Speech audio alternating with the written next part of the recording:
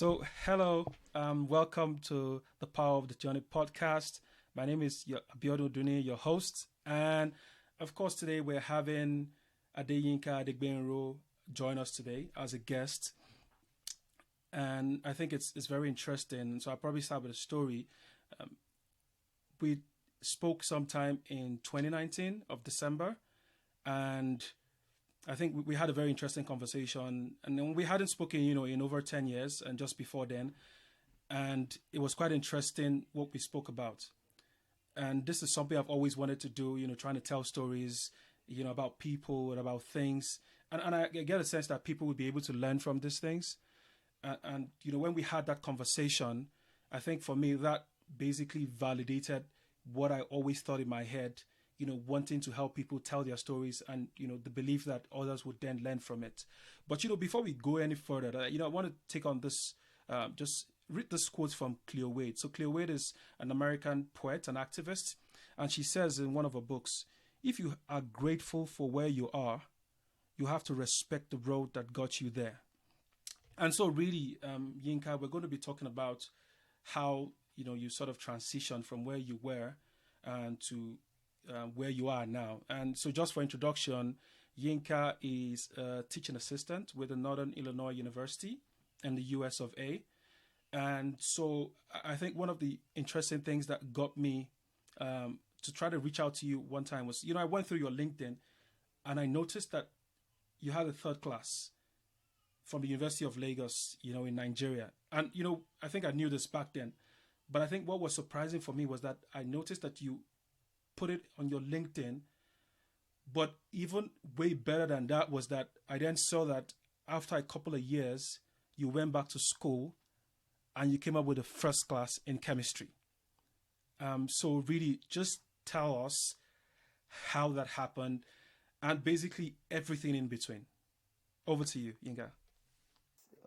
It's a pleasure being here, and well, first of all, I have to thank God because everything has to do with God in the first place. So it was a long journey, and like from the quote you read, I have to be honest. It's you have to respect the journey that took you there. So that the reason why I just left it there, the fact that I got a third class from Unilag was to just kind of remind myself that I was at a place before and now I'm at a different place. So looking back, it makes me remember anytime I'm kind of like slowing down, I just look back, I'm like, hey, look back there. That was where you were before and look at where you are now. So I think that was where I left it. Yeah, just as a sort of a reminder of where I was and where I shouldn't go back to. So that was it. I think it's very important, really. And the fact that we need to be reminded where we're coming from and what that has done to us. But I want, you to take us through, you know, the decision to wanting to then go back to school even after coming out with third class, really. So when I finished from Unilag then with the third class, my dad was quite influential in making helping me make this decision because I remember I was teaching in the school and I was earning about let's say 25-30 dollars a month. So yeah, so that was the amount I was earning. So my dad wanted to try to get another job, but it was quite difficult to get a job with a third class.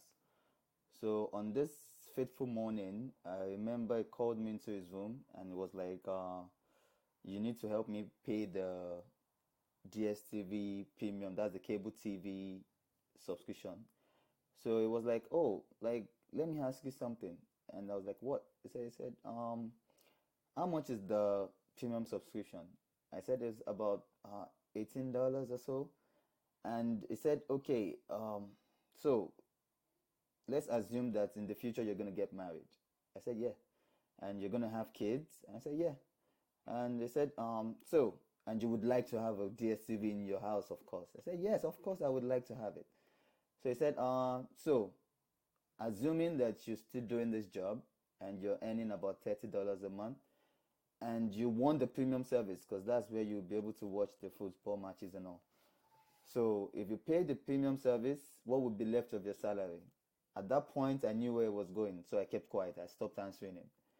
So he said, "Oh, you see, it's going to be $12, and you're still going to pay for school fees, and you're still going to pay for house rent, and you're still going to pay for food and everything." He said, "You know what?" And he said it in our language. He said, "Wonu sorore," meaning that think about your life.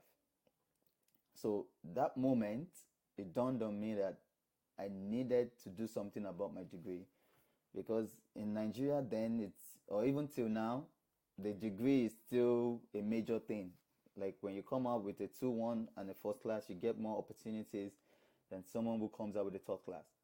So that conversation that morning was what spurred me on to like, okay, now you have to do something. And that was the moment I took the decision to go back to school. I mean, so obviously that was a defining sort of conversation and moment that you had with your father, and really, I think it applies to quite a lot of us. We have sometimes this defining conversation with people or even friends or family, and then that help us sort of realign, our perspective and let us see things in a different way. So, subsequent to that conversation, really, what steps did you then take? Like, what did you, obviously you had still a lot to do on your own end, but, what did you really do and how did that change everything for you, that conversation? Yeah. So that conversation made me like the first thing I did was I told him like, okay, if I was going to go back to school, how was I going to finance the school? He said, "Don't worry. If you decide to go back, I'm going to pay for it." So the next step was to find schools. So I wanted to do medicine and surgery again. I'm like, okay, let me go and do medicine. He said, why that? That's 7 years. Like, no. So he said, okay, why not do chemistry? You did chemistry education for your bachelor, so do chemistry and go back to Unilag and prove to them that you can do better. So I said, okay. So I wanted to go back to Unilag, and unfortunately for me, I couldn't get the JAM registration done. And then secondly, my mom too was also kind of paralyzed, so we needed someone to be close to her at that point in time. So then along the line, Caleb University was like 40 minutes from my house. So that was where Caleb University came into place. So I was like, okay, my dad just said, okay, go to Caleb University and ask them the kind of courses they have and how they do those courses. So that was when I got there and I learned they have industrial chemistry. And fortunately for me, they allowed me to use my bachelor's degree to sort of go into a direct entry program. So I didn't start from the first year, I started from the second year. So I just did 3 years and that was those were the steps that I took then. Fantastic. I mean, and it's quite interesting, really. In spite of some of the personal challenges that you sort of even had, you were able to really turn this around and summon that courage because it's quite difficult sometimes to acknowledge that we need to retrace our steps really, and then try to find that thing really that will then make us who we are. But also just not to sort of also focus on that sort of journey is how did you then come out with a third so you came out with a third class really in the University of Lagos, and then you came up with a first class in Caleb University, doing the same chemistry. So how did that happen? What happened that how were you able to come up with a first class just a couple of years after, and then just prior you came out with third class? So how did that happen really? That's another beautiful story you just reminded me. So I'm going to go with my two spells in the university. So when I was in Unilag, the thing was that I got into Unilag at a very young age. I was quite young. In fact, I think I was even the youngest. I was one of the youngest, if not the youngest, in our department then. Yeah. So then I got into Unilag, and to be honest with you, I didn't have any idea of what maybe a first class or a second class or a third class was then. And my whole thought was like, okay, just go, just don't fail. don't have carryovers, and then you're good. And then so I had some of us, our friends then, maybe I'll keep their names. So we used to joke with ourselves like, oh, normal. We call it normal grade. Kilogba. Oh, I got normal. The normal grade is E. So it's like you didn't fail, but and I didn't pass either, but you were not retaking the class. So at that point, I didn't know the extent of damage I was doing to myself. To be honest, I was supposed to finish with a 2-2, but there was some result mismanagement or mishandling that, or some errors in my results that made me finish with the third class. So that aside, so I'm just assuming the error didn't happen. So I didn't have really idea of what the university life was all about or what I was going to get from the university.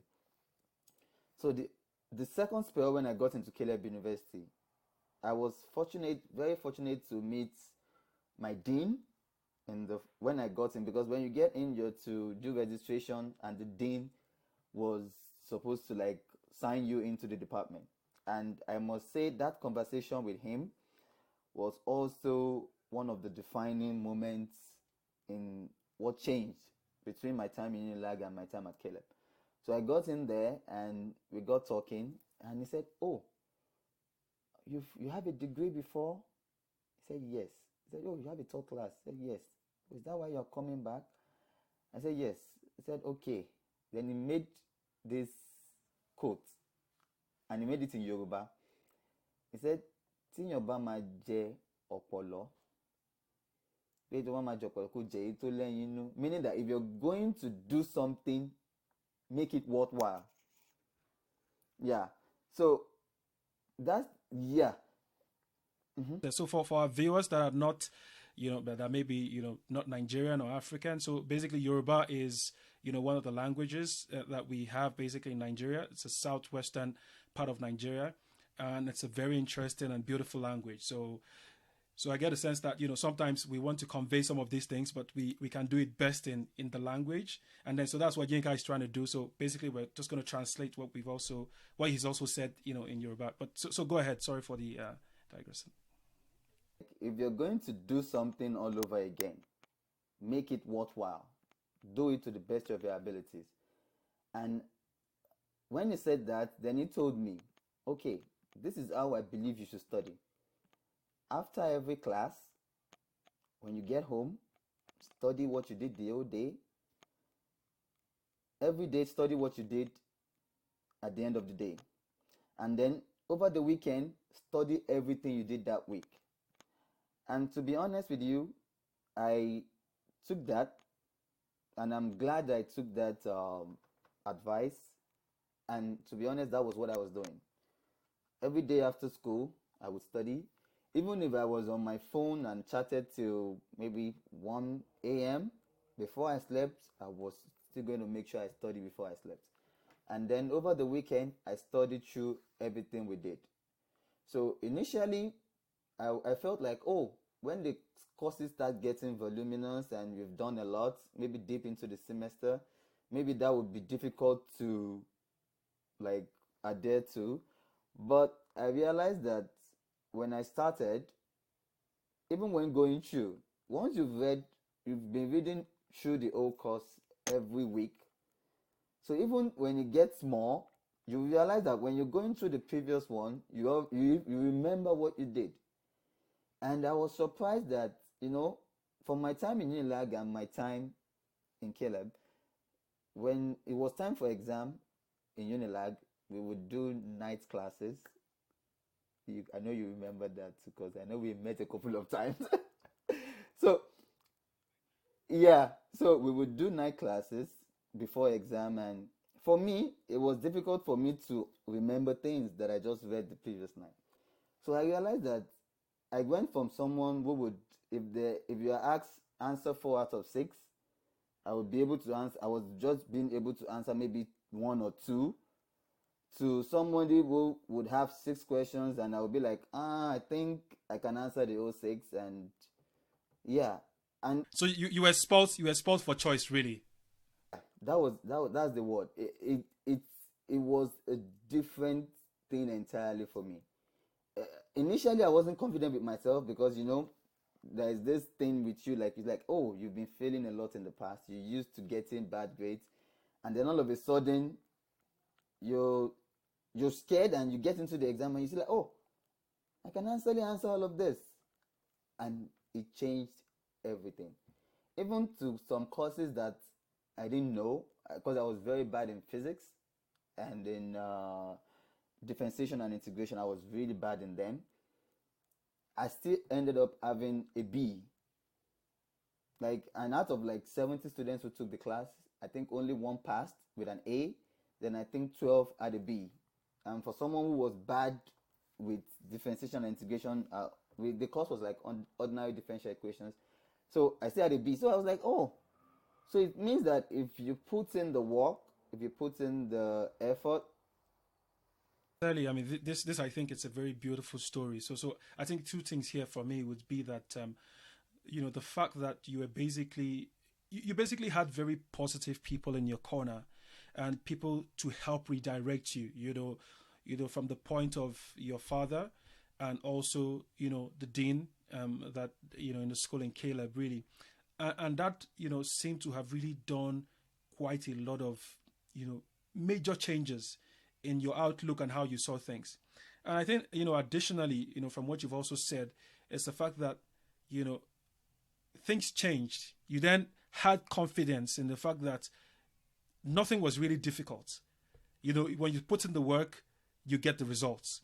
And so the things that you previously found very difficult, when you were in University of Lagos, coming out with the third class, these things were now a walk in the park, really, because you then saw that. I mean, it's just basically follow this method, and then it was working for you.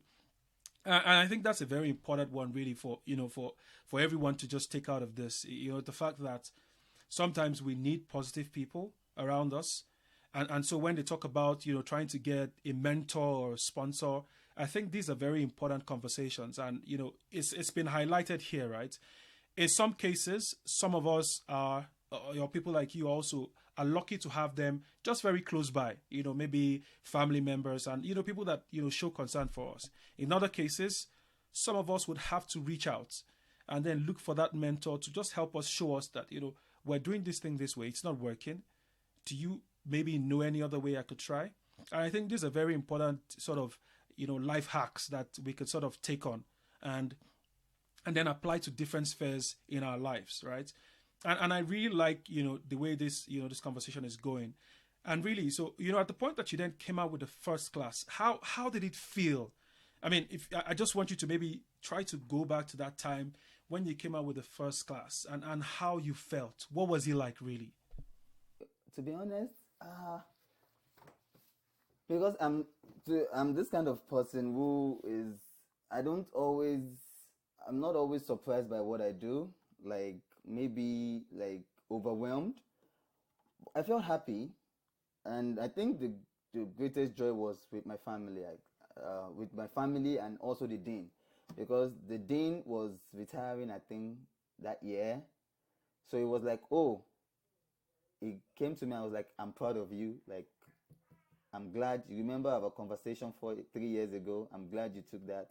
And then my parents, my mom was really happy. It was low, like she was really, oh, thank God, African moms. And so, but for me, it was just like, because to be honest, before I came to Unilag, I wasn't, I was like a bit close to an A student.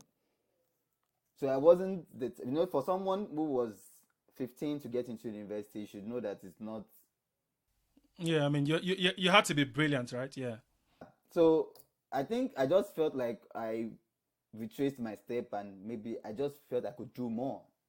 So that was the thing then after that. So I just felt I could do more, I could do more.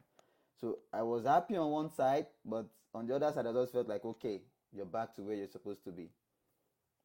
And then this is just a start, and that's interesting, really, because right now, you're currently a PhD student in the Northern Illinois University, and I see how far you've come. You've gone after that, the first class, to then go and do a master's, and then you're now doing your PhD. how has that journey also been? Yeah. So the journey, it didn't get any easier.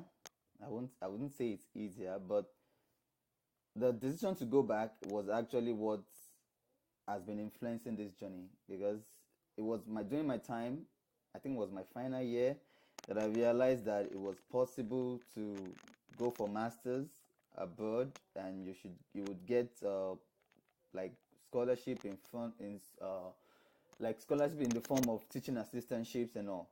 So you would literally not pay for school, and you would teach in the department where they would give you stipends. So to get that, it's not easy because you need to do some exams, of course.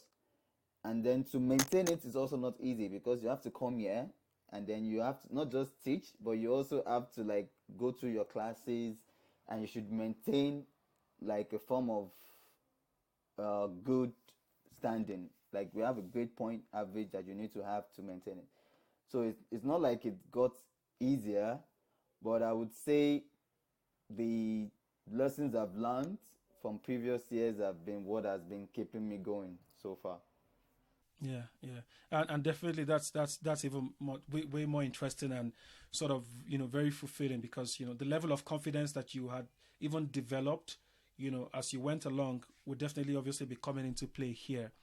And so obviously I get a sense that some people might want to also reach out to you, uh, trying to also understand how you sort of doing what you're doing now with the PhD. And we're going to obviously provide a link, your LinkedIn profile, and then so people can reach out to you and ask questions. But I'm very happy with how this conversation has gone, and really it just goes to show you what the power of the journey is all about. And so for me, I always say that sometimes we're on a journey to sort of really discovering who we are, because things change and different things happen. And so some of the things, defining things that has happened in your life has really just helped you in terms of where you are now. And so maybe just as a closing point really is, what are you looking up to? What are you looking at? I mean, now you're doing your PhD. I get a sense that you'll be done in maybe a couple of years. And so what is maybe next, if you've given that some thoughts? Yeah, my goal has always been to like make a positive impact, whether it's making a new drug, or whether it's helping people.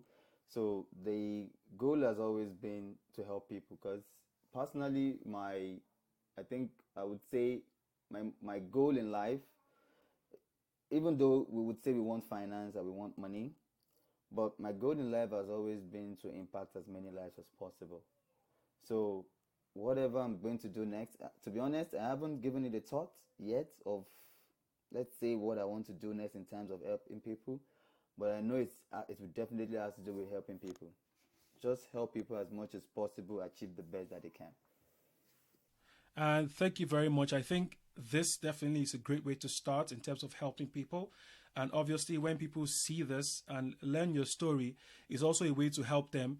For people that want to redirect themselves or maybe retrace their steps, I think this basically provides them that sort of validation to say that, anything that they want to do can happen. And thank you very much, Yinka, for gracing us with your presence. And as I mentioned, there couldn't be a better person to have started this podcast with us, because I mean, you basically sort of inspired, this podcast, as it were, because when I heard your story, I was utterly impressed. And for me, I was really moved, because I understand, the power of stories and the power of journey, and what, some people have had to sort of do in trying to get to where they are. And I believe that, it's never too late a time to retrace your steps or make changes. And thank you very much. We really appreciate you. And I'm sure we'll be reaching out back to you very soon.